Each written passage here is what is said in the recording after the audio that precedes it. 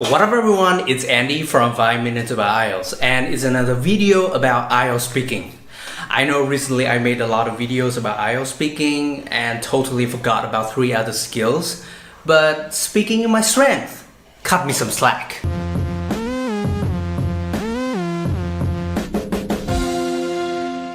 Recently, a lot of people have been asking me about IELTS Speaking Part 3 and I realized that I haven't done any videos about that yet. So in today's video, I'm gonna provide you with some tips on how to do well in the IELTS Speaking Part 3. Before we begin, you need to know something first about IELTS Speaking Part 3. It is the final part of the IELTS speaking test, which takes place in the form of an interview. The examiner will ask you some questions and you answer back and forth. The topics in this part are very broad and general. They are about many aspects of society like education or health or technology, something like that.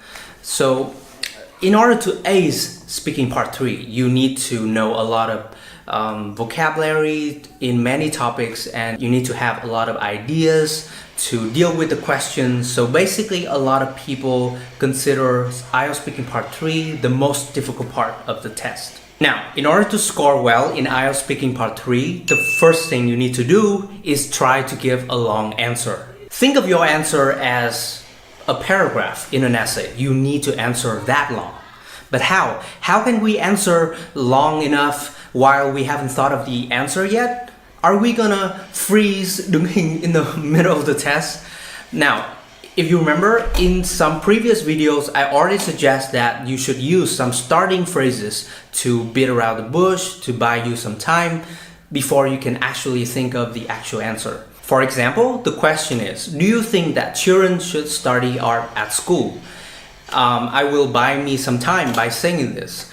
Well, that is a tough question. I haven't thought of that question before.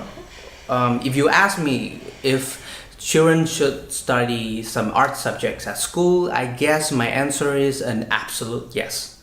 And then I give my reasons for that answer. Tip number 2, make a list of the most common topics in IELTS Speaking Part 3 and prepare vocabulary for them. Like I said, IELTS Speaking Part 3 is about many topics in our society like environment, health, advertising, education, and so on. But from what I observed, there are just like 20 or 30 most common topics in IELTS Speaking Part 3. So basically, I suggest you should make a list of all those topics, and at home you should try to answer questions related to those topics. Try to improve your vocabulary related specifically to those topics. That is the most important.